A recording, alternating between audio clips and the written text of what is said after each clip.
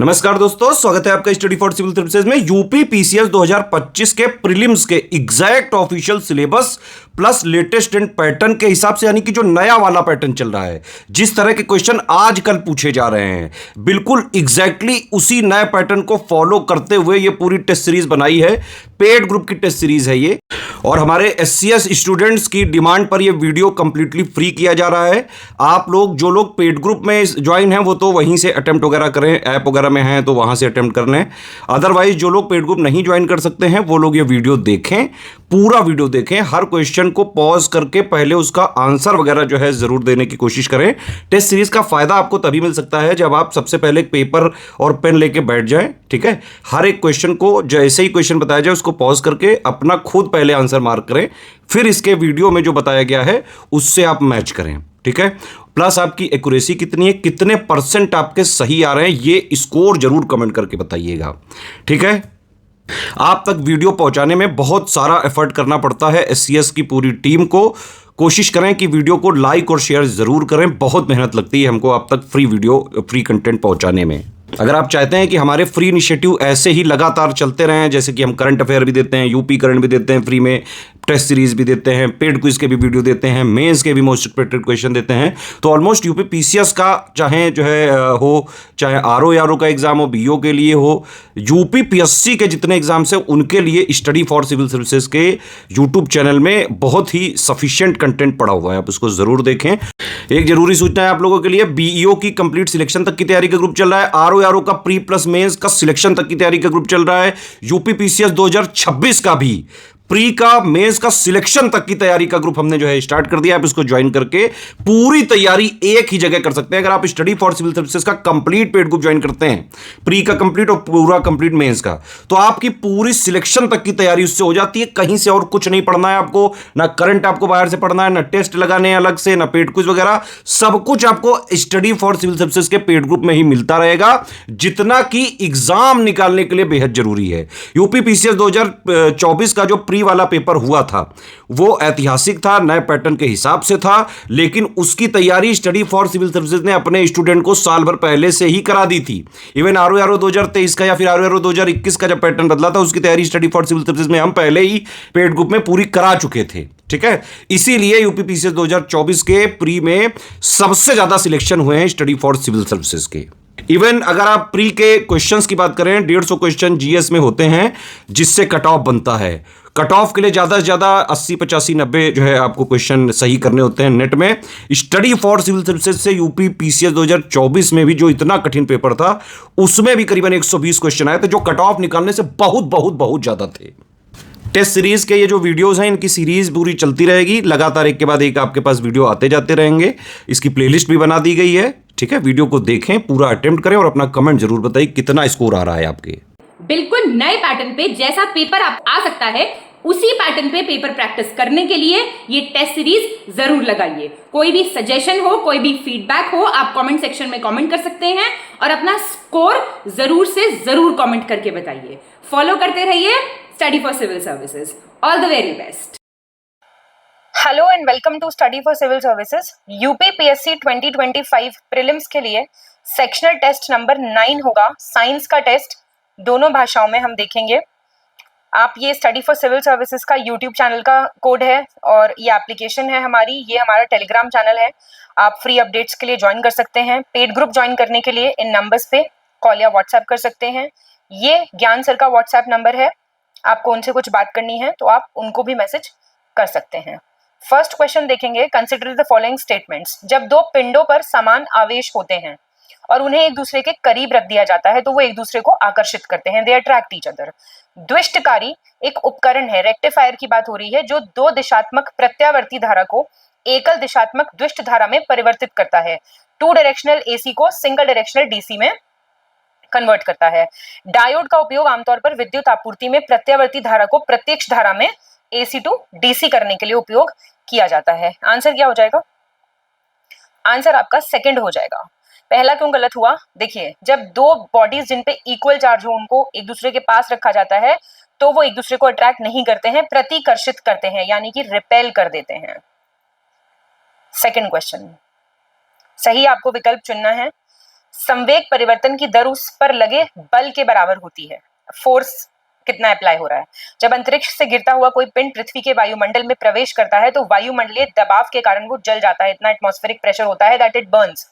Ammonium chloride तथा zinc chloride का उपयोग शुष्क शेल के इलेक्ट्रोलाइट के रूप में किया जाता है। और सार्वभौमिक गुरुत्वाकर्षण का नियम, the law of universal gravitation, किसने दिया था? आइजैक न्यूटन ने। आंसर बताएंगे। सी सही हो गया। फर्स्ट, थर्ड और फोर्थ सही है, दूसरा क्यों गलत हुआ? देखिए, जब कोई ऑब्जेक्ट है, ठीक है, वो स्पेस से एंटर कर रहा है अर्थ के एटमॉस्फेयर में, तो फ्रिक्शन के कारण, ना कि घर्षण के कारण, मतलब वो जलता है, एटमॉस्फेरिक प्रेशर के कारण नहीं जलता वो। थर्ड देखिए, आपको सही चुनना है। हवा पानी की तुलना में अधिक प्रत्यास्थ होती है, इलास्टिक होती है, क्योंकि हवा पानी की तुलना में कम संपीडीय होती है, लेस कंप्रेसिबल होती है। विश्व स्वास्थ्य संगठन के अनुसार 45 डेसिबल की जो आवाज है वो ह्यूमंस के लिए सबसे एप्रोप्रिएट है। ध्वनि की गति ठोस माध्यम में सबसे अधिक, तरल माध्यम में कम और गैसीय माध्यम में सबसे कम होती है। स्पीड ऑफ साउंड कह रहा है कौन से मीडियम में कितनी रहती है। सी आपका आंसर है। पहला क्यों गलत हुआ? वाटर ज्यादा इलास्टिक है, ध्यान दीजिएगा, उल्टा दे रखा है। वाटर जो है ये ज्यादा इलास्टिक है एज कंपेयर टू एयर, क्योंकि पानी कम कंप्रेसिबल है। फोर्थ देखेंगे, निम्नलिखित कथनों पर विचार करें। गॉस जो है वो चुंबकीय प्रवाह घनत्व के मापने की यूनिट है, यूनिट्स दी हुई हैं सब। विद्युत प्रतिरोध का एसआई मात्रक है आपका ओम। लेंस की शक्ति डायोप्टर में नापते हैं और क्यूरी रेडियो धर्मिता की एसआई इकाई है। बताएंगे आंसर।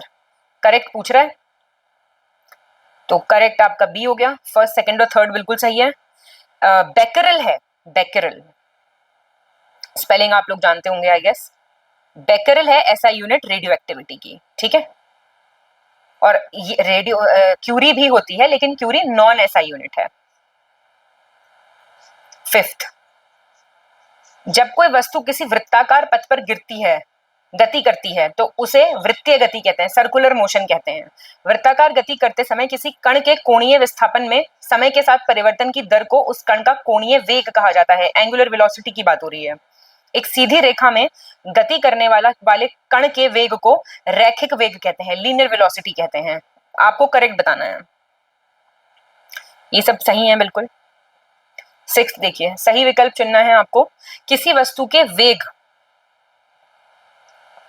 में परिवर्तन की दर को त्वरण कहा जाता है, एक्सेलरेशन की बात हो रही है, ठीक है। और किसी वस्तु के द्रव्यमान और आयतन के गुणनफल को वस्तु का संवेग कहते हैं, मोमेंटम कहते हैं। क्या आंसर हो जाएगा? सही पूछा है, पहला बिल्कुल सही है, तो सिर्फ पहला आंसर हो जाएगा। जो प्रोडक्ट होता है मास और वेलोसिटी का, मास और वेलोसिटी का, उसको मोमेंटम कहा जाता है, ठीक है, द्रव्यमान और वेग का, आयतन नहीं। सेवेंथ देखिए, निम्नलिखित कथनों पर विचार करें। वॉशिंग मशीन और दही से जो मक्खन निकालने का प्रोसेस होता है वो अभिकेंद्रीय बल के सिद्धांत पर, यानी कि सेंट्रीपीटल फोर्स पे काम करता है। और किसी वस्तु में वह बिंदु जहां वस्तु का संपूर्ण द्रव्यमान केंद्रित है वो वस्तु का गुरुत्वाकर्षण केंद्र, सेंटर ऑफ ग्रेविटी कहलाता है। बांध में रोके गए पानी में स्थितिज ऊर्जा होती है, पोटेंशियल एनर्जी होती है। ध्यान से इस क्वेश्चन को सॉल्व करेंगे। सिर्फ सेकंड और थर्ड सही है। ये सेंट्रीफ्यूगल फोर्स होती है, ना कि सेंट्रीपीटल, मतलब कि अपकेंद्रीय बल का सिद्धांत होता है, अभिकेंद्रीय बल का नहीं। एट्थ देखिए, निम्नलिखित कथनों पर विचार करें। इलेक्ट्रिक सेल रासायनिक ऊर्जा को विद्युत ऊर्जा में, केमिकल को इलेक्ट्रिकल में, मोमबत्ती केमिकल को लाइट एनर्जी में, photo electric cell mechanical energy को इलेक्ट्रिकल एनर्जी में, और डायनेमो प्रकाश ऊर्जा को विद्युत ऊर्जा में। ये पूरी लिस्ट आपको मिल जाएगी अगर आप पेड ग्रुप के मेंबर हैं, तो वहां पे सब दिया हुआ है ऑलरेडी। ये उल्टा हो गया, फोटो इलेक्ट्रिक सेल जो है वो लाइट एनर्जी को इलेक्ट्रिकल में करता है, और डायनेमो जो है आपका वो करता है मैकेनिकल एनर्जी को इलेक्ट्रिकल एनर्जी में। तो ये थर्ड और फोर्थ इंटरचेंज हो रखे हैं। नाइन्थ देखिए, पृष्ठ तनाव की बात हो रही है, उसके कुछ उदाहरण दिए हुए हैं, आपको बताना है सरफेस टेंशन के उदाहरण है क्या ये।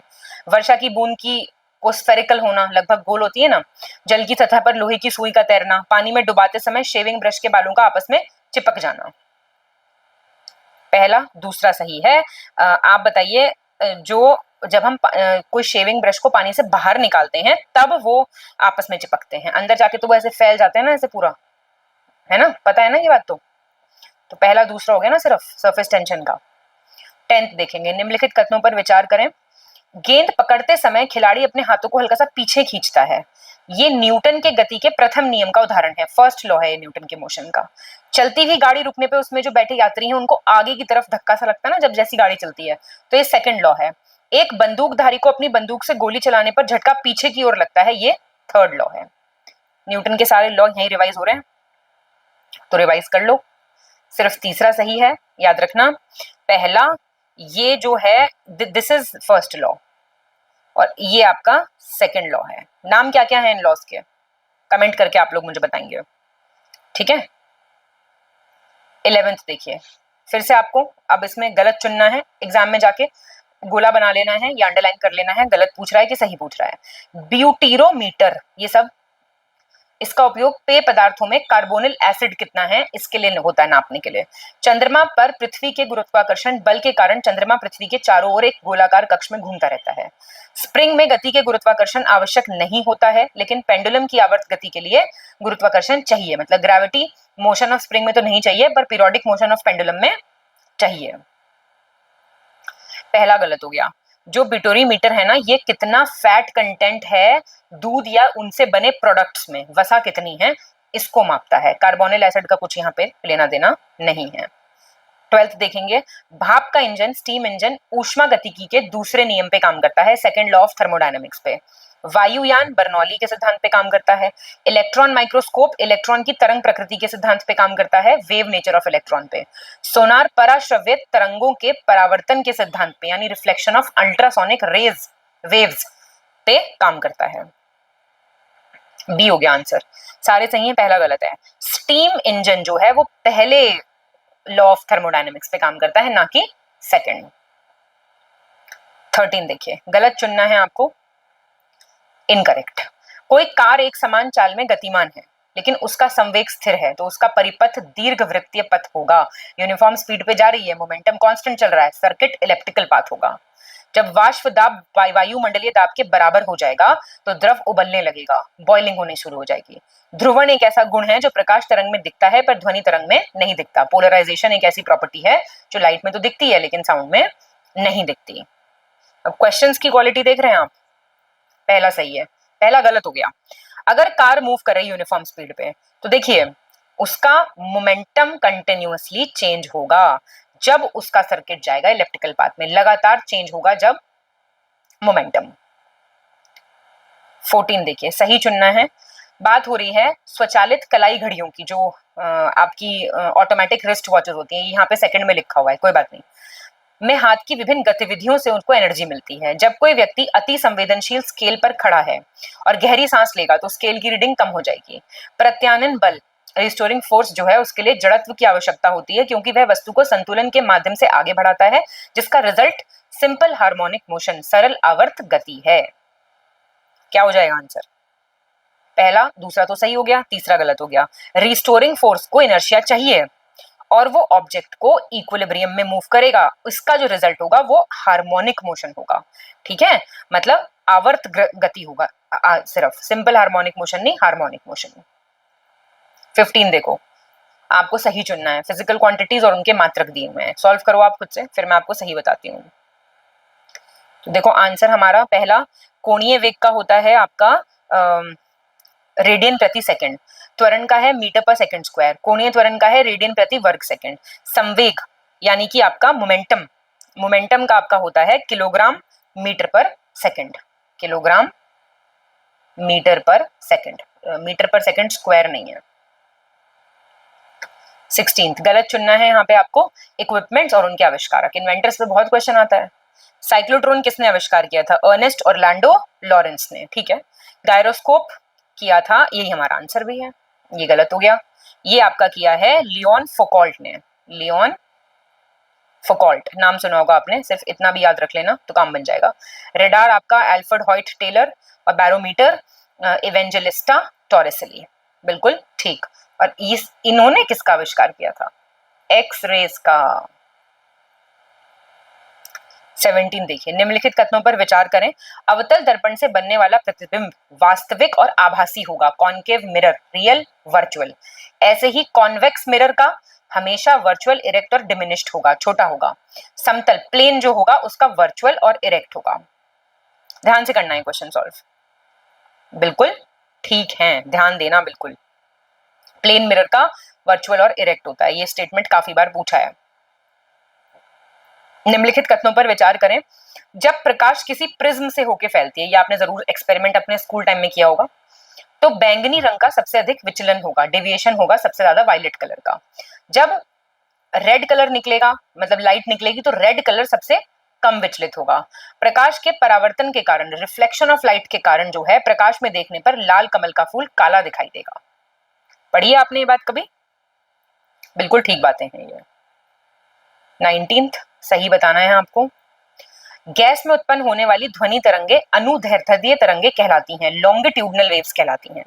और तापमान में वृद्धि या कमी करने पर उस माध्यम में प्रकाश का वेग अपरिवर्तित रहता है, यानी कि स्पीड ऑफ लाइट अनचेंज रहता है। उत्तल दर्पण का उपयोग दंत चिकित्सा में दांतों की दृश्य, प्रत्यक्ष, अवर्धित छवियां प्राप्त करने के लिए किया जाता है। मतलब कॉन्वेक्स मिरर्स यूज करते हैं डेंटिस्ट्स। ऐसा तो नहीं है, क्योंकि ये लोग कॉनकेव मिरर्स यूज करते हैं। लेंस कर रहा है, मिरर कर रहा है, ये ध्यान देना। सही चुनना है। भारहीनता की अवस्था में एक मोमबत्ती की ज्वाला का आकार जो है वो गोलाकार हो जाएगा, लगभग जो कैंडल की फ्लेम ऐसे जल रही होती है वो गोल हो जाएगी। लेजर विकिरण और उत्तेजित उत्सर्जन द्वारा प्रकाश प्रवर्धन का संक्षिप्त रूप है। लेजर क्या है, फुल फॉर्म पूछ रहा है ये। Light amplification by stimulated emission of radiation. एक चुंबकीय कंपास सुई हमेशा उत्तर पश्चिम यानी नॉर्थ वेस्ट की तरफ पॉइंट करती रहती है। पहला दूसरा सही है, हमेशा नॉर्थ की तरफ पॉइंट करती है, ऑलवेज नॉर्थ। 21 सही आपको चुनना है यहाँ पे। फुसफुसाहट, जैसे मैं आपको कुछ फुसफुसा के कहूँ तो वो 20 से 40 डेसिबल होता है। पत्तों की सरसराहट 20 होती है। चमगादड़ 20 किलो हर्ट्ज की बात हो रही है, ये डेसिबल्स की नहीं, उससे ऊपर की साउंड्स भी सुन सकते हैं। और हाथी 20 हर्ट्ज से नीचे की सुन सकते हैं, बहुत कम सुन सकते हैं मतलब। बिल्कुल ठीक है ये सारे, और आप एक बार इनको पॉज करके रिवाइज कर लीजिए। 22 देखिए, सही चुनना है आपको यहाँ पे। काला रंग गर्मी का बहुत अच्छा अवशोषक होता है, एब्जॉर्ब करता है हीट को, और इसलिए गर्मियों में काले कपड़े सीधे सूर्य से प्राप्त ऊष्मा की पूरी मात्रा को अवशोषित कर लेते हैं। मतलब बोलते हैं कि ज्यादा गर्मी लगती है काले कपड़ों में। डीजल इंजन ईंधन को प्रज्वलित करने के लिए स्पार्क प्लग पर निर्भर नहीं होते, इसलिए डीजल इंजन में कोई स्पार्क प्लग नहीं होता। ऐसा होता है क्या? ऐसा बिल्कुल होता है। करेक्ट पूछा था, सेकंड करेक्ट है। देखिए सुनिए, ब्लैक कलर बहुत ही अच्छा एब्जॉर्बर है हीट का। तो समर में ब्लैक क्लोथ्स जो हैं वो पूरी हीट रिसीव कर लेते हैं डायरेक्टली सन से, और कुछ भी रिफ्लेक्ट नहीं करते हैं, ठीक है। तो इसलिए हमको और ज्यादा, तो वो रिफ्लेक्ट कुछ नहीं करते हैं, रिफ्रैक्ट नहीं, रिफ्लेक्ट नहीं करते हैं कुछ भी, अपरिवर्तित नहीं, मतलब समझ गए ना, रिफ्रैक्शन और रिफ्लेक्शन में अंतर होता है, ठीक है। परावर्तित कुछ नहीं करते हैं, इसलिए हमको गर्मी लगती है। 23 देखिए, सही आपको चुनना है यहाँ पे। मीटर स्केल का उपयोग 10⁻³ से लेके 10⁻² मीटर तक की लंबाई नाप सकता है। वर्नियर कैपिलर्स 10⁻⁻4 मीटर की सटीकता तक लेंथ नाप सकता है। और स्क्रू गेज और स्फेरोमीटर का उपयोग 10⁻⁹ मीटर तक की लंबाई मापने के लिए किया जा सकता है। क्या आंसर हो जाएगा? पहला और तीसरा सही है। नहीं नहीं नहीं, एक सेकंड, हम कौन से क्वेश्चन पे हैं? 23 पे हैं। पहला और दूसरा सही है। एक सेकंड, फर्स्ट एंड सेकंड सही है। स्क्रू गेज आपका 10⁻⁻5 है इसका, ना कि 9। 24 देखिए, सही आपको चुनना है यहाँ पे। ध्रुवों पर पृथ्वी की त्रिज्या सबसे कम होने के कारण, अर्थ का रेडियस सबसे कम होगा, तो गुरुत्वीय त्वरण का मान सबसे ज्यादा होगा, ग्रेविटेशनल एक्सेलरेशन यहाँ पे सबसे ज्यादा होगा। जैसे जैसे हम पृथ्वी की सतह से नीचे जाते हैं, गुरुत्वीय त्वरण का मान बढ़ जाता है। पृथ्वी के केंद्र पर जो ये है, ये 0 रहता है, एक्सेलरेशन ड्यू टू ग्रेविटी 0 रहता है। आंसर पहला और तीसरा सही है। दूसरा क्यों गलत हुआ? देखिए, दूसरा इसलिए गलत हुआ क्योंकि जो वैल्यू ऑफ सेकंड देख रहे हैं ना हम, हाँ, वैल्यू ऑफ ग्रेविटेशनल एक्सेलरेशन कम हो जाती है जैसे जैसे हम अर्थ के सरफेस पे जाते हैं, ठीक है। Gravitational acceleration decreases. 25 देखिए, आपको अब इसमें गलत चुनना है। पृथ्वी की सतह पर पलायन वेग, एस्केप वेलोसिटी की बात हो रही है, 11.2 किलोमीटर पर सेकंड। मून पे 4.2 किलोमीटर पर सेकेंड, और चंद्रमा पर गुरुत्वाकर्षण के कारण त्वरण का मान पृथ्वी पर गुरुत्वाकर्षण के कारण त्वरण के मान का 1.6 टाइम्स हो जाता है। चंद्रमा पर एक व्यक्ति का वजन पृथ्वी पर व्यक्ति के वजन का 1/6 हिस्सा होता है। तो आप, वो कहते हैं ना, आप मोटे नहीं हैं, बस आप गलत जगह पे हैं। सुना होगा आपने, बी गलत हो गया। एस्केप वेलोसिटी है 2.4 ना कि 4.2। 26 सही चुनना है आपको यहाँ पे। किसी कक्षा में घूम रहे उपग्रह की कुल ऊर्जा उसकी गुरुत्वाकर्षण, स्थितिज ऊर्जा और गतिज ऊर्जा का योग होती है। ग्रेविटेशनल पोटेंशियल एनर्जी और काइनेटिक एनर्जी का सम होती है।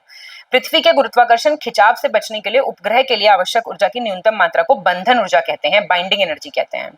किसी उपग्रह द्वारा ग्रह के चारों ओर एक चक्कर पूरा करने में लगने वाले समय को परिक्रमण काल कहा जाता है, पीरियड ऑफ रेवोल्यूशन कहा जाता है किसी सैटेलाइट का। बहुत बढ़िया, सारे आपके ये ठीक है।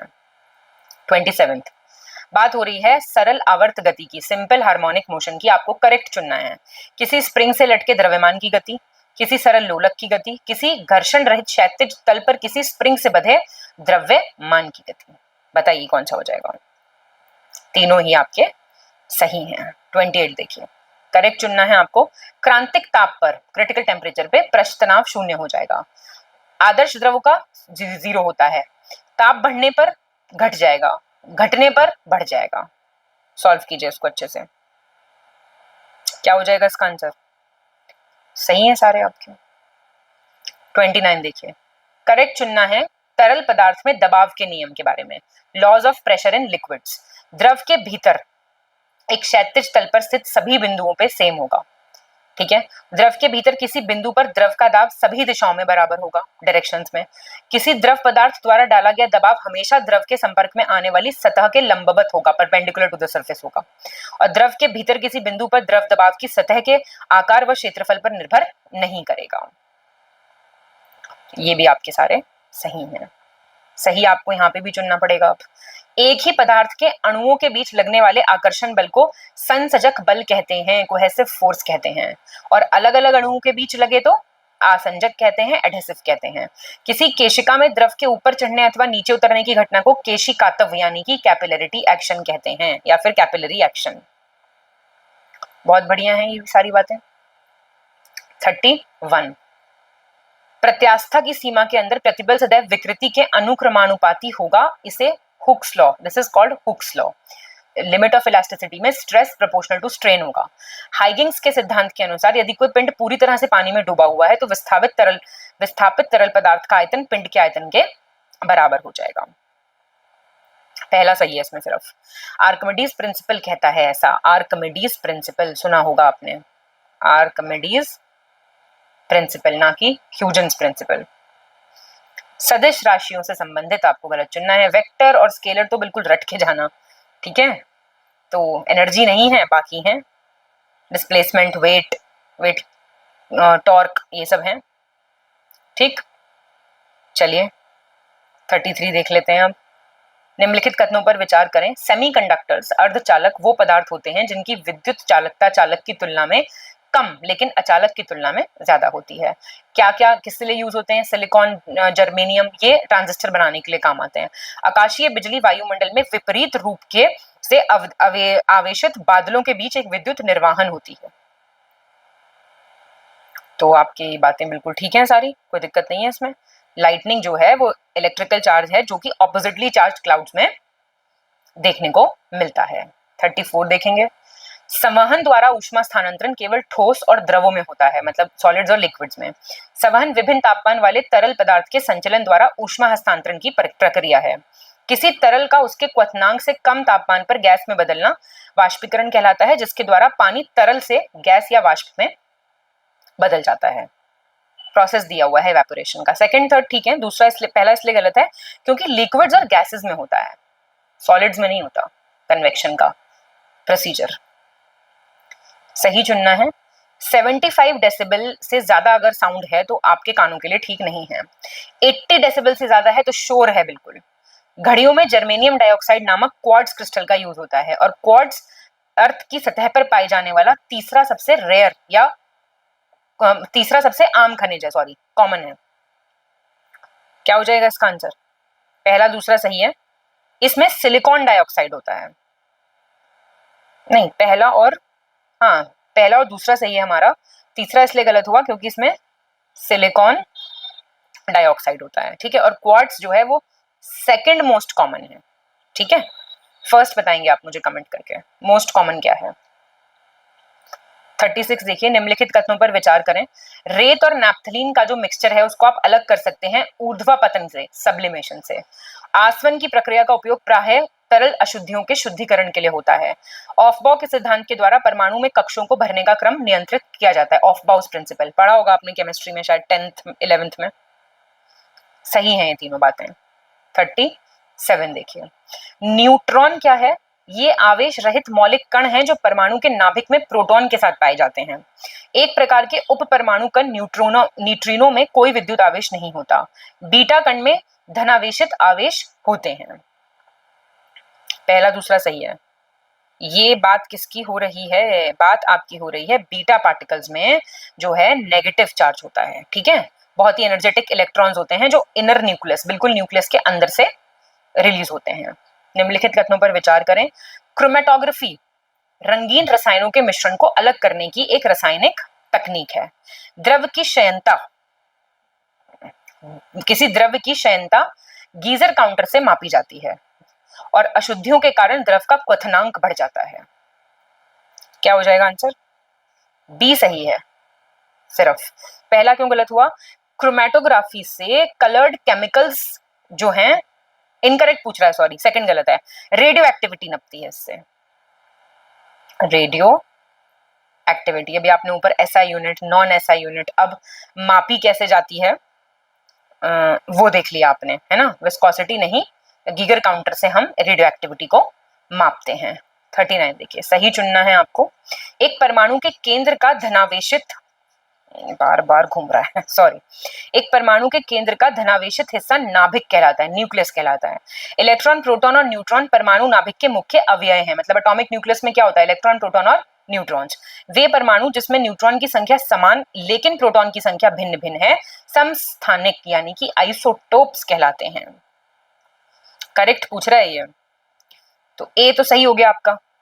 एटॉमिक न्यूक्लियस में नहीं होते हैं, प्रोटॉन और न्यूट्रॉन होते हैं सिर्फ न्यूक्लियस में, ध्यान देना।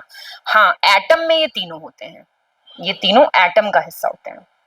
ठीक है, और जो इन एटम्स में सेम नंबर ऑफ प्रोटॉन होते हैं लेकिन अलग न्यूट्रॉन्स होते हैं। ठीक है, सेम प्रोटॉन्स बट अलग न्यूट्रॉन्स, उनको आइसोटोप्स कहा जाता है। 40 देखेंगे, तो यहाँ पे बात हो रही है ठोस अशुद्धियों के शुद्धिकरण के लिए निम्नलिखित में से किन प्रक्रियाओं का उपयोग होता है? सॉलिड इंप्योरिटीज को हटाने के लिए क्या क्या इस्तेमाल होता है? सब्लिमेशन, डिस्टिलेशन, क्रिस्टलाइजेशन, क्या क्या होता है इसमें से? तो पहला और तीसरा सही है। डिस्टिलेशन तो आप जानते हैं, डिस्टिलेशन से लिक्विड्स को सेपरेट किया जाता है ना। 41 देखिए, निम्नलिखित कथनों पर विचार करें। किसी तत्व की द्रव्यमान संख्या उसके नाभिक में उपस्थित प्रोटॉन और न्यूट्रॉन की संख्या के योग के बराबर है। Protons plus neutrons. पैस्चराइजेशन का संबंध दुग्ध के निर्जलीकरण से है, डिहाइड्रेशन से है। जल अपघटन में ऊर्जा उष्मा के रूप में निर्गमित होती है। आपको सही बताना है, करेक्ट कौन सा है। पहला तीसरा सही है। पैस्चराइजेशन से डिसइंफेक्शन होता है, डिहाइड्रेशन थोड़ी होता है। कीटाणु जो होते हैं वो हटाए जाते हैं। मिलता नहीं है जो दूध बाहर मिलता है, वो पैस्चराइज्ड मिल्क, कभी देखना पैकेट पे लिखा होता है। सही चुनिए। पोटेशियम सबसे रिएक्टिव है और आवर्त सारणी में लिथियम सबसे हल्का है।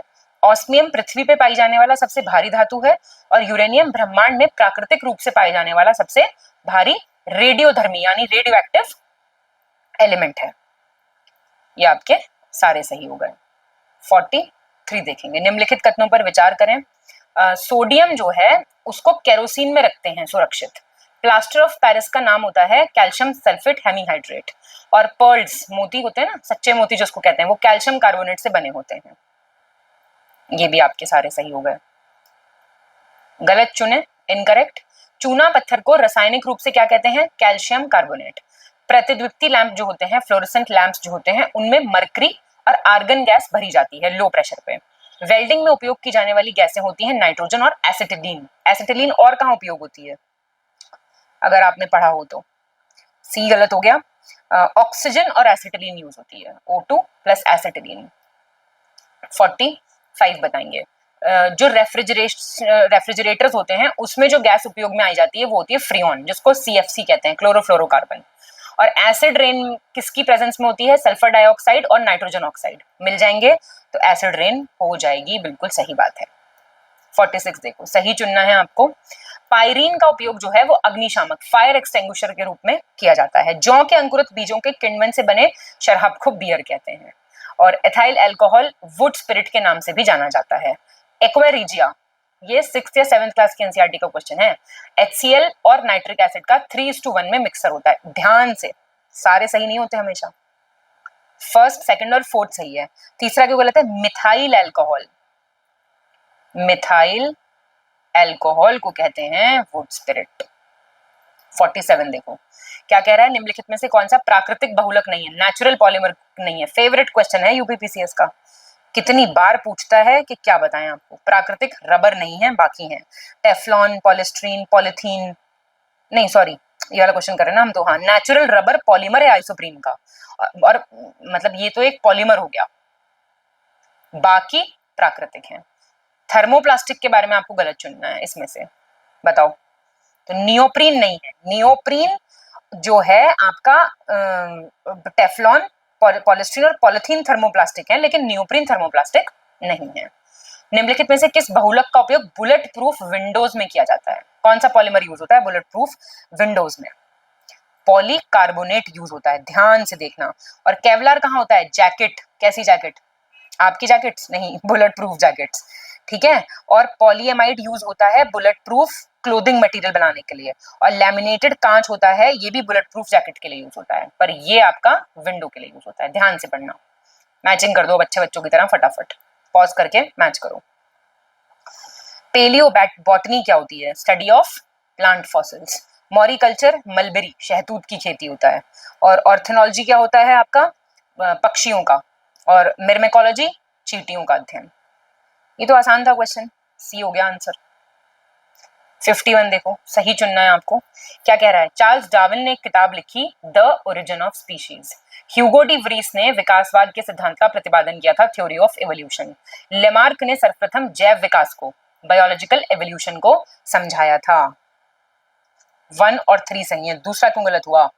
लेमार्क 1 और 3 सही है। हाँ, लेमार्क ने समझाया था बायोलॉजिकल एवोल्यूशन। और थ्योरी ऑफ एवोल्यूशन किसने दी थी? ये भी चार्ल्स डार्विन ने दी थी, चार्ल्स डार्विन, ठीक है, सेम, नॉट ये। और ह्यूगो डी व्रीस ने क्या दिया था? चलो बताओ। एक थ्योरी होती है म्यूटेशन की, ठीक है, उत्परिवर्तन का सिद्धांत कहते हैं जिसको, वो दी थी। 52 देखो, सही चुनना है आपको। पोटेशियम एक स्थूल पोषक तत्व है जो पौधों की वृद्धि में मदद करता है। इट्स अ मैक्रोन्यूट्रिएंट, ठीक है। और औद्योगिक पैमाने पर तरल हाइड्रोजन या तरल नाइट्रोजन प्राप्त करने के लिए उपयोग की जाने वाली तकनीक को क्रायोजेनिक्स कहते हैं। पहला सही हो गया, दूसरा क्यों गलत हुआ? लिक्विड ऑक्सीजन या फिर liquid hydrogen oxygen industrial scale पे जिस टेक्नोलॉजी से ऑब्टेन किया जाता है उसको क्रायोजेनिक्स कहते हैं, नॉट नाइट्रोजन। 53 देखो, निम्नलिखित कथनों पर विचार करें। मिथाइल अल्कोहल कैसे बनता है? चीनी के किण्वन से। किण्वन समझते हो? फर्मेंटेशन, सड़ा के या फिर उसमें गुड बैक्टीरिया डेवलप करके। सर विलियम रैमजे ने अक्रिय गैसें, इनर्ट गैसें खोजी थी। और शीरा अल्कोहल के उत्पादन के लिए अति उत्तम कच्चा माल है। मोलासिस जो है वो रॉ मटेरियल है अल्कोहल उत्पादन के लिए। बी सही है, पहला क्यों गलत हुआ? इथाइल अल्कोहल, ऊपर देखा था मिथाइल अल्कोहल, इथाइल अल्कोहल की बात हो रही है यहाँ पे। 54 थोड़ा सा पढ़ा है ना, अगर आप हमारे पेड ग्रुप में हैं, आपने मटेरियल से पढ़ाई की, तो टेस्ट तो आपके ऐसे जाएंगे बहुत ही बढ़िया, मतलब इतने भी बढ़िया नहीं जाएंगे, पर हाँ आप कर पाएंगे अच्छे से। जब दो हल्के नाभिक मिलकर एक भारी तत्व का नाभिक बनाते हैं तो इसको कहते हैं परमाणु संलयन, न्यूक्लियर फ्यूजन। पोटेशियम सल्फेट नामक रसायन क्षारीय मृदा सुधारक के रूप में काम करता है, एल्कलाइन सॉइल रिफॉर्मर है।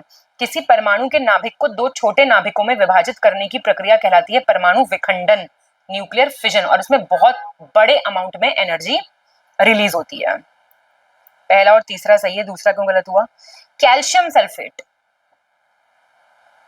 कैल्शियम कैल्शियम सल्फेट, हाँ जो है आपका एल्कलाइन सॉइल रिफॉर्मर के तौर पे काम करता है, ना कि पोटेशियम सल्फेट। 55 देखो, निम्नलिखित कथनों पर विचार करें। हाइड्रोजन सल्फाइड गैस आंसू गैस का एक कंपोनेंट है, टीयर गैस का। हीलियम गैस आप जानते हैं इनर्ट है, नॉन फ्लेमेबल है, तो गुब्बारों में ये भरी जाती है। दूसरा सही है, बस पहला क्यों गलत हुआ? पहला इसलिए गलत हुआ क्योंकि क्लोरीन होता है इसमें, क्लोरीन गैस होती है, ना कि हाइड्रोजन सल्फाइड। हाइड्रोजन सल्फाइड बताओ टीयर गैस होगी क्या? 56 करेक्ट चुनना है आपको। रेड फास्फोरस जब हवा में अंधेरे में रखा जाता है तो खुद से ग्लो करने लगता है, दीप्तिमान हो जाता है। कार की बैटरी में जो एसिड होता है वो सल्फ्यूरिक एसिड होता है। आमतौर पर पोर्टेबल विद्युत उपकरणों में उपयोग किए जाने वाले शुष्क सेल में ऊर्जा स्थितिज ऊर्जा के रूप में मौजूद होती है, या फिर बोथ बी एंड सी। तो सही तो आपका बी हो गया। देखिए ये बात हो रही है व्हाइट फास्फोरस की, ना कि रेड। यही लर्न कर लो इन चीजों को। सल्फ्यूरिक एसिड यूज होता है, ठीक है।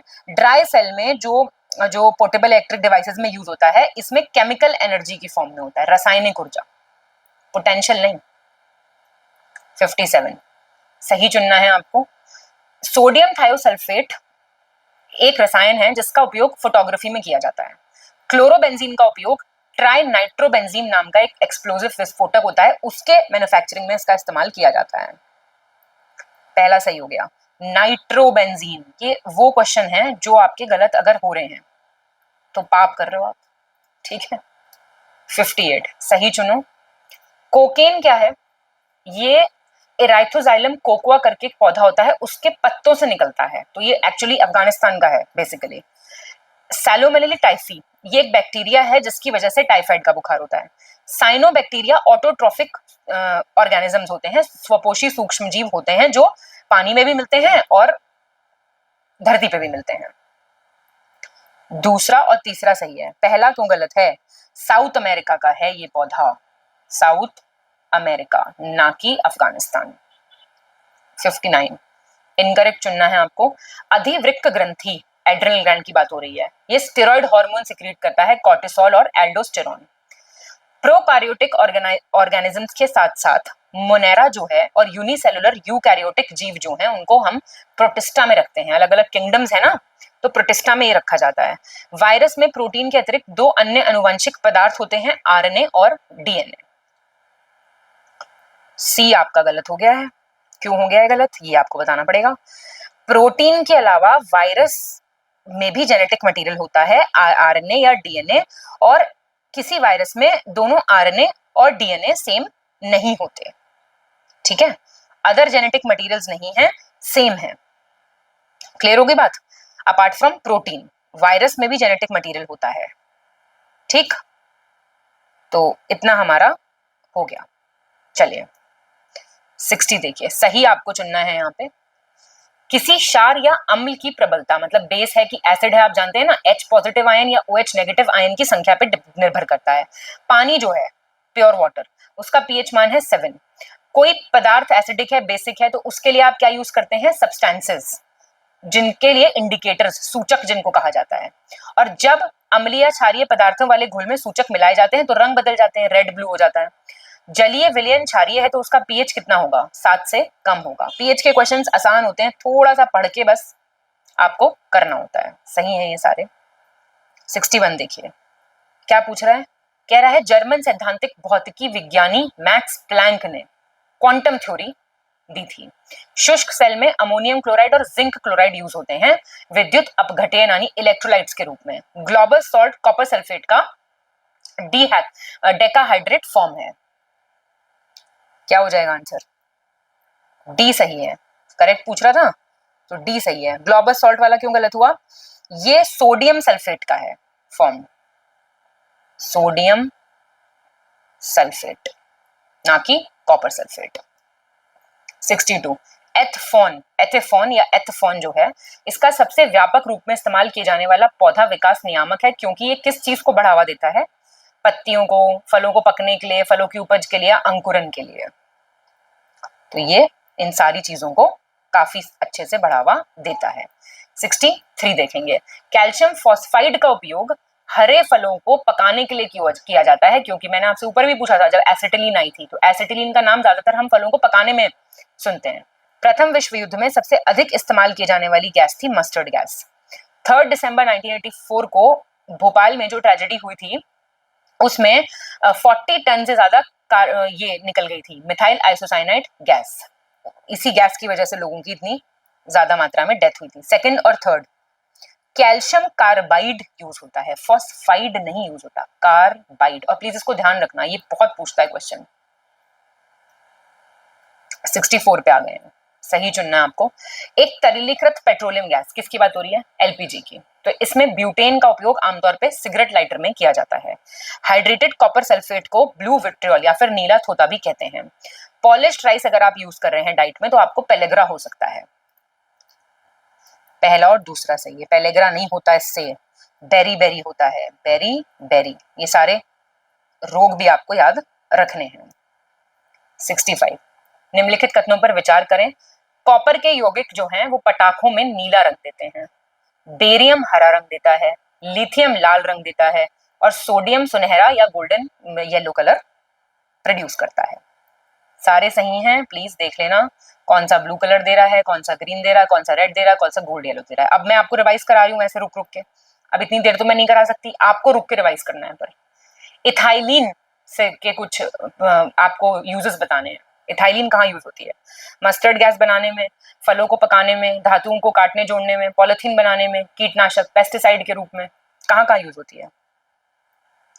1 2 3 4 पेस्टिसाइड को नहीं यूज करने में होती है यूज, ठीक है, ठीक, इतने में ही होती है बस, पेस्टिसाइड्स के अलावा सब है। 67, निम्नलिखित में से कौन सा बहुलक आमतौर पर इलेक्ट्रिक विचेस, यूटेंसिल्स, हैंडल ये सब बनाने में उपयोग किया जाता है? बेकेलाइट किया जाता है यूज, ठीक है। चलिए 68 सही चुनिए। गन पाउडर मिक्सचर है पोटेशियम नाइट्रेट, चारकोल और सल्फर का। पिक्रिक एसिड किससे बनता है? फिनॉल और कॉन्सेंट्रेटेड नाइट्रिक एसिड को मिलाओ तो पिक्रिक एसिड बन जाता है। मॉडर्न ट्राई नाइट्रोफिनॉल के निर्माण के लिए सोडियम नाइट्रेट यूज होने लगा है नाइट्रोग्लिसरीन की जगह। पहला और दूसरा सही है, तीसरा गलत हो गया है। डायनामाइट, डायनामाइट का जो मॉडर्न टेक्नोलॉजी से निर्माण है उसमें जो है ये यूज होता है, सोडियम नाइट्रेट यूज होता है नाइट्रोग्लिसरीन की जगह। 69 देखो, सही चुनना है आपको। किसी भी ईंधन की गुणवत्ता को ऑक्टेन नंबर से व्यक्त करते हैं, क्वालिटी ऑफ एनी फ्यूल। ईंधन का ऊष्मीयमान किलोजूल प्रति किलोग्राम इकाई में किया जाता है। जल में कार्बन डाइऑक्साइड प्रवाहित करने से बना सोडा वाटर एल्कलाइन, क्षारीय होता है नेचर में। ए और बी सही हैं, दूसरा क्यों गलत हुआ?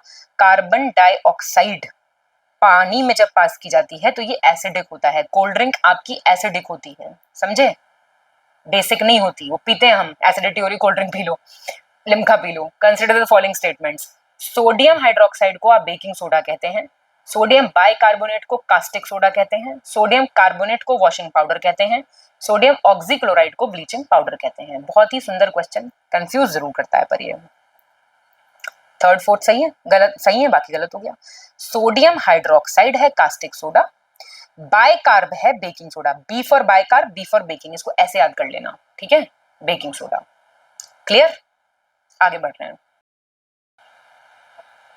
71 पे आ गए। निम्नलिखित कथनों पर विचार करें। किसी रासायनिक तत्व का सर्वाधिक अभिलाक्षणिक गुणधर्म या फिर विशिष्ट गुण है उसका परमाणु क्रमांक, एटॉमिक नंबर होता है। किसी परमाणु की परमाणु संख्या में न्यूट्रॉन की संख्या से पता चलता है। तरंग कण द्वैत प्रकृति, वेव पार्टिकल डुअलिटी नेचर जो है, एक इलेक्ट्रॉन को कण और तरंग दोनों रूप से उसमें वर्णित किया जा सकता है। पहला और तीसरा सही हो गया। प्रोटॉन्स, प्रोटॉन्स पता चलते हैं इससे, ना कि न्यूट्रॉन्स। 72 देखो, सही चुनना है। रेडियो एक्टिव जो वस्तुएं होती हैं उनमें जो सीसा से बने पात्र हैं, लेड के कंटेनर्स में वो रखी जाती हैं। बीटा किरणों के उत्सर्जन से समभारिक उत्पन्न होते हैं। एक रेडियोधर्मी धातु प्लूटेनियम है जो हवा के संपर्क में आने पे पीला हो जाता है। रेडियो कार्बन डेटिंग जानवरों और पौधों के जीवित अवशेषों की आयु निर्धारित करने की एक विधि है। आंसर सारे बिल्कुल ठीक हैं। 73 सही चुनना है आपको, करेक्ट ऑप्शन। एटॉमिक बॉम्ब, परमाणु बम जो है वो अनियंत्रित नाभिकीय विखंडन पे, nuclear uncontrolled nuclear fission reaction पे काम करता है।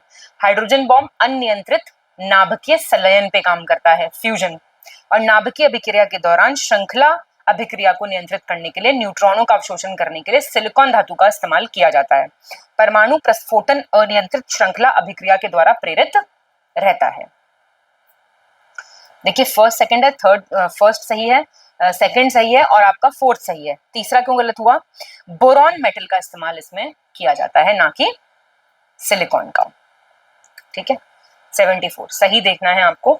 एल्यूमिनियम भूपर्पटी पे पाई जाने वाली दूसरी सबसे प्रचुर अबंडेंट मेटल है। स्टेनलेस स्टील बनाने में क्रोमियम का यूज होता है लोहे के साथ।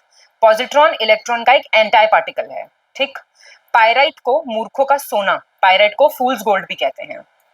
क्या हो जाएगा आंसर? सी आपका आंसर है। सेकंड, थर्ड और फोर्थ सही है। पहला क्यों गलत हुआ? पहला इसलिए गलत हुआ क्योंकि आयरन है सेकंड मोस्ट अबंडेंट, आयरन। ठीक, एल्यूमिनियम के बाद एल्यूमिनियम टॉप पे है, गलत चुने। कार्बन टेट्राक्लोराइड को जो हम नॉर्मली पायरीन भी कह देते हैं। आइडोफोम का उपयोग घावों की ड्रेसिंग के लिए एंटीसेप्टिक के तौर पे होता है। लुइस पास्चर ने पेनिसिलिन का आविष्कार किया। ट्राई नाइट्रोग्लिसरीन विस्फोटक को नोबेल का तेल, नोबेल्स ऑयल भी कहा जाता है। अभी आप ऊपर देख के आए हो ना। तीसरा गलत हो गया। अलेक्जेंडर फ्लेमिंग, ये क्वेश्चन किसका गलत है ये कमेंट करके बताओ कि हमें लुइस पास्चर और अलेक्जेंडर फ्लेमिंग में नहीं पता था अंतर। 76 देखो, आंवले में आंतरिक परिगलन रोग होता है मैंगनीज की कमी से। फूल गोभी में ब्राउनिंग होता है बोरॉन की कमी से। शलजम में वाटरकोर लगता है मैंगनीज की कमी से। फूल गोभी में विपटेल हो जाता है मॉलिब्डेनम की कमी से। आंसर है सी, पहला गलत हो गया। बोरॉन की कमी से होता है ये, आंवले का ही रोग है लेकिन बोरॉन की कमी से होता है। 77 देखेंगे। अर्गोट रोग बाजरे में लगता है। टिक्का या पर्णचित्ती मूंगफली में लगता है। करनाल बंट अरहर की दाल वाली फसल में लगता है और विल्ट रोग गेहूं की फसल में लगता है। बहुत इजी क्वेश्चन है ये, इतनी बार चीजें हो चुकी हैं। विल्ट जो है वो अरहर का है और करनाल बंट आपका वीट का है। ये रहा इधर। 78 इनकरेक्ट चुनना है। मछलियों में सैप्रोग्लिया रोग एक बीमारी होती है, वो कवक के कारण होती है, फंगस के कारण। टिम्फनी करके एक रोग होता है, अफारा रोग, ये दूषित आहार के कारण होता है। गायों में मिल्क फीवर होता है कैल्शियम की कमी से। और जापानीज एंसेफेलाइटिस में हृदय प्रभावित होता है। अब बताइए आप क्या हो जाएगा आंसर? भाई ब्रेन का रोग है एंसेफेलाइटिस, इन्फ्लेमेशन ऑफ ब्रेन, दिमाग के दोनों हिस्सों में सूजन आने लगती है। 79 सही बताना है आपको। कार्बोहाइड्रेट का पाचन बड़ी आंत में होता है। आहार नाल का सबसे लंबा भाग है इलियम। एक एंजाइम है जो लार में मौजूद है, एमाइलेज। इसमें मुंह में लार ग्रंथियां जो हैं उससे ये स्रावित होता है। छोटी आंत का काम क्या है? पानी को एब्जॉर्ब करना, जो बिना पचा भोजन है उससे पानी को अवशोषित करना। बॉडी एब्जॉर्ब करेगी तभी न्यूट्रिएंट्स अच्छे से लगेंगे। 2 और 3 सही है। डाइजेशन होता है स्मॉल इंटेस्टाइन में और लार्ज इंटेस्टाइन का ये फंक्शन है पानी को अवशोषित करना। 80 देखो, सही चुनना है आपको। जीवधारी थर्मो रेगुलेशन के माध्यम से अपने शरीर का इंटरनल बॉडी टेम्परेचर मेंटेन करते हैं। अग्नाशय का रस प्रोटीन, कार्बोहाइड्रेट और वसा के पाचन में सहायक होता है। Pancreatic juice. कुत्ते की जीभ शरीर के तापमान को नियंत्रित करती है, वो तभी बाहर निकाल के रखता है ना। विटामिन पचते नहीं है बल्कि जठरांत्र पथ में अवशोषित होते हैं। They are absorbed not digested. Very good, all are correct. ये बहुत अच्छा सेंटेंस है, एज इट इज भी आ जाएगा लिखा हुआ। 81 देखो, सही चुनना है आपको। करेक्ट। मानव हृदय छाती के मध्य में थोड़ा बाईं ओर स्थित होता है। वेट कितना होता है? 250 से 300 ग्राम। हार्ट बीट होती है 72 से 75 बार 1 मिनट में। और 4 चेंबर्स होते हैं इसमें। इसमें कोशिकाएं होती हैं जो विद्युत तरंगे उत्पन्न करती हैं, इन्हें ही पेसमेकर कोशिकाएं कहते हैं। क्या हो जाएगा आंसर? आपका सारा सही है। 82 पे आ गए हैं, सही चुनना है आपको। महिलाओं में पुरुषों की तुलना में 1 लीटर कम खून होता है। रक्त में ग्लूकोज का स्तर मिलीग्राम प्रति डेसीमीटर में व्यक्त किया जाता है। ये क्वेश्चन आ चुका है। रक्त में ग्लूकोज को नियंत्रित करने के लिए अग्नाशय से इंसुलिन नामक हार्मोन सिक्रीट होता है। और इंसुलिन जो हार्मोन है अगर इसकी कमी हो जाए तो डायबिटीज हो सकता है, ज्यादा हो जाए तो भी। ये सारे सही हैं, प्लीज ध्यान से रिवाइज करना है इनको। 83 देखो, सही चुनना है आपको। लाल रक्त कोशिकाएं अस्थि मज्जा में, बोन मैरो में डेवलप होती हैं। इनकी जिंदगी कितनी होती है? 13 से 20 दिन। और प्लीहा क्या करता है? पुराने आरबीसीज को डिस्ट्रॉय कर देता है। 55% लगभग हमारा खून प्लाज्मा से बना होता है। और 45% आरबीसी, डब्ल्यूबीसी और प्लेटलेट्स इनसे बना होता है। बहुत बढ़िया क्वेश्चंस हैं ये, एक एक क्वेश्चन में 4-4 सेंटेंस हैं, जिससे यहीं के यहीं चीजें अच्छे से प्रिपेयर हो जाएं। 80 नहीं, एक सेकंड, इसमें हमारा एक second, let me check it once more. ये आपका सी हो जाएगा, फर्स्ट, थर्ड, फोर्थ और फिफ्थ। सेकंड क्यों गलत हुआ? लाइफ स्पैन, हाँ लाइफ स्पैन 120 दिन होता है, सॉरी अबाउट दिस, ना कि 10 to 20 डेज। निम्नलिखित में से किस विटामिन की कमी से एनीमिया, थकान या कमजोरी होने लगती है? बताओ। तो ये है आपका फॉलिक एसिड, ठीक है, विटामिन B9। इन सबके नाम बताओ आप मुझे कमेंट करके पक्का से। जैसे ये विटामिन B9 है, तो इसका और बताओ। 85 देखो, सही चुनना है आपको। लिगामेंट क्या है? संयोजी उत्तक है, कनेक्टिव टिश्यू है जो एक हड्डी को दूसरी हड्डी से जोड़ता है। टेंडोन क्या है? टेंडोन कंडरा मांसपेशी को हड्डी से जोड़ने वाला एक प्रकार का संयोजिक उत्तक है। और एक वयस्क मनुष्य में 206 हड्डियां हैं जो कंकाल तंत्र का निर्माण करती हैं। एक स्वस्थ मनुष्य में हीमोग्लोबिन कितना होगा? 15 ग्राम प्रति 100 मिलीग्राम रक्त। ये आपके सारे सही हैं। 86 घर्षण के संबंध में आपको विचार करना है और आपको सही बताना है। तो माचिस की तीली घर्षण के कारण जलती है, वाहन के टायर और सड़क के बीच में घर्षण के कारण ही आप व्हीकल चला सकते हैं और रुकता है व्हीकल। ऊष्मा उत्पन्न करने के लिए दोनों हाथों को आपस में रगड़ने का कारण घर्षण है। चौक और ब्लैक बोर्ड के बीच घर्षण हमें लिखने में मदद करता है। तो ये आपका डी, ये भी सब सही है। 87 पे हम आ गए। निम्नलिखित कथनों पर विचार करें। जो डीप सी डाइवर्स होते हैं, जो गोताखोर होते हैं, वो अंदर जाके पानी के सांस लेने के लिए हीलियम और ऑक्सीजन का इस्तेमाल करते हैं। जेनॉन गैस को स्ट्रेंजर गैस भी कहते हैं। ब्रास का जो कलर है वो खराब इसलिए हो जाता है क्योंकि हवा में कैल्शियम सल्फाइड होता है। पीतल फीका पड़ने लगता है धीरे धीरे, ऐसा ही क्वेश्चन कह रहा है। ऐसा नहीं होता, हाइड्रोजन सल्फाइड होता है, हाइड्रोजन सल्फाइड।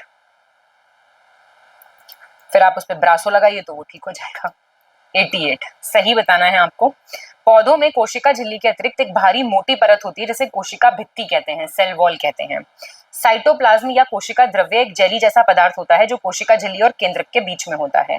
जंतु कोशिकाओं में कोशिका भित्ति और क्लोरोफिल की कमी होती है, मतलब एनिमल सेल्स में सेल वॉल और क्लोरोफिल नहीं होता है। Very nice, all are correct. 89 गलत चुनना है आपको।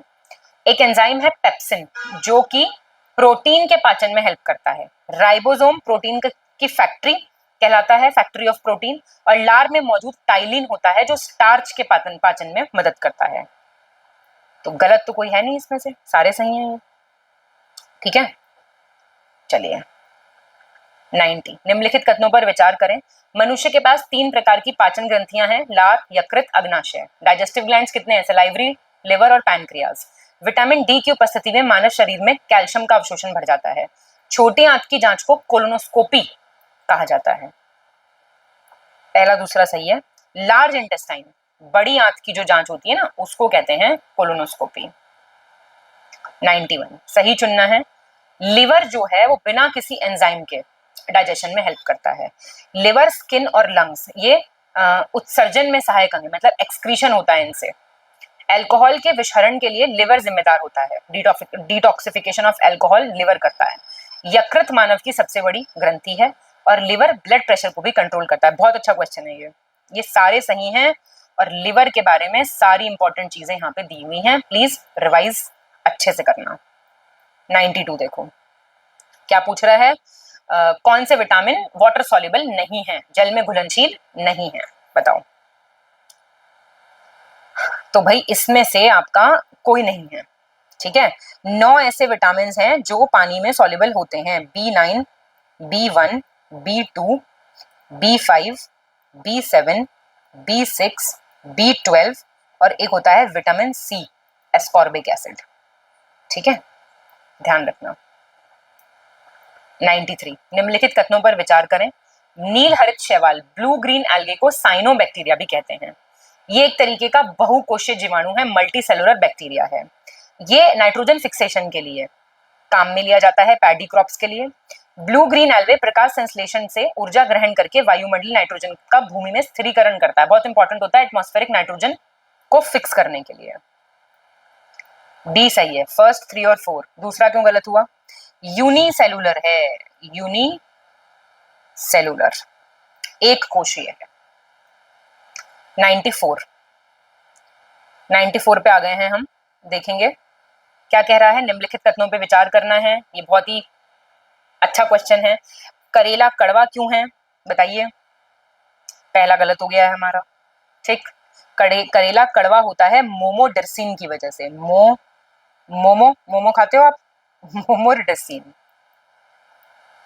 गाजर लाल है एंथोसाइनिन की वजह से, और ऑरेंज वाली जो होती है वो कैरोटीन की वजह से ऑरेंज होती है। मूली तीखी है आइसोसाइनेट की वजह से। लहसुन में वो लहसुन वाली स्मेल है एलिसिन की वजह से। B is your answer. निम्नलिखित फसल जैसे गाजर प्याज पालक पौधे के निम्नलिखित किस भाग में आती है? मतलब ये रूट है, स्टेम है, लीव्स है, क्या है ये? तो इसमें से कोई नहीं है, क्योंकि ये जो है आपकी, क्या हो जाएगा इसका आंसर? स्पिनच, पत्तियां, लीव्स नहीं, लीव्स तो सही हो जाता। ये क्या पूछ रहा है? कैरेट, अनियन और स्पिनच। हाँ तो देखो, स्पिनच तो पत्ते हैं, कैरेट रूट है, अनियन स्टेम है, अलग अलग है, एक ही में नहीं आती, तो इसलिए आंसर इसमें से कोई नहीं है। निम्नलिखित में से किस मल्टी ड्रग प्रतिरोधी रोग के लिए बेडाक्विलिन नामक दवाई का उपयोग कम से कम 3 अन्य दवा के साथ किया जाता है? बेडाक्विलिन किस लिए यूज होती है? तपेदिक, ट्यूबरक्लोसिस के लिए। Famous question 97। कौन सा विटामिन ब्रोकली, नेटल नामक वनस्पति और पालक में पाया जाता है? कितना बढ़िया क्वेश्चन है ये। कौन सा विटामिन मिलता है बताओ जल्दी। तो ये आपका इसमें से कोई नहीं है। देखो फिर से बता रही हूँ क्या गड़बड़ है। ब्रोकली में पाया जाता है एस्कॉर्बिक एसिड, ठीक है। आपके नेटल में पाया जाता है फॉर्मिक एसिड, ठीक है। और जैसे आपका स्पिनच हो गया, टमाटो हो गया, उसमें पाया जाता है ऑक्सैलिक एसिड। तो ये ध्यान रखना एसिड्स वगैरह वाले question. Consider the following statement. Dutch metal तांबा और एल्यूमिनियम से बना हुआ है। सोल्डर टिन और लेड का एलॉय है। कांसा जो है ब्रॉन्ज, कॉपर और टिन का है। जर्मन सिल्वर तांबा जस्ता निकल, कॉपर जिंक और निकल का है। कौन सा सही है? 2, 3, 4 सही है, पहला गलत हो गया। कॉपर और जिंक, कॉपर प्लस जिंक, ठीक है। और कॉपर एल्यूमिनियम से बनता है एक मेटल जिसको कहते हैं रोल्ड गोल्ड, रोल्ड गोल्ड। और ये भी पूछता है कि जर्मन सिल्वर में क्या सिल्वर होता है? नहीं होता। 99 मैच कर दो फटाफट। विटामिन दिए हुए हैं और उनके नाम। विटामिन ए है आपका रेटिनॉल, डी है कैल्सिफेरॉल, विटामिन ई होता है टोकोफेरॉल और विटामिन के होता है फाइलोक्विनोन। ये सारी पूरी लिस्ट याद रखना। देखो मैं नहीं कहूंगी कि सिर्फ टेस्ट वाले करके जाना। लास्ट क्वेश्चन, गलत चुनना है, इनकरेक्ट। कॉपर नामक लघु खनिज की कमी से एनीमिया हो जाता है अगर कॉपर की कमी है तो, ठीक है। मैंगनीज की कमी हो जाए तो रुधिर क्षीणता रोग और मस्तिष्क संबंधी विकार हो जाते हैं, एनीमिया हो जाता है, न्यूरोलॉजिकल डिसऑर्डर्स हो जाते हैं। आयोडीन नामक लघु खनिज की कमी से घेंगा रोग हो जाता है, और जिंक की कमी से खुरदरी त्वचा, भूख की कमी, रफ स्किन हो जाती है, लॉस ऑफ एपेटाइट हो जाता है। गलत पूछ रहा है कौन सा है? बी हो गया गलत।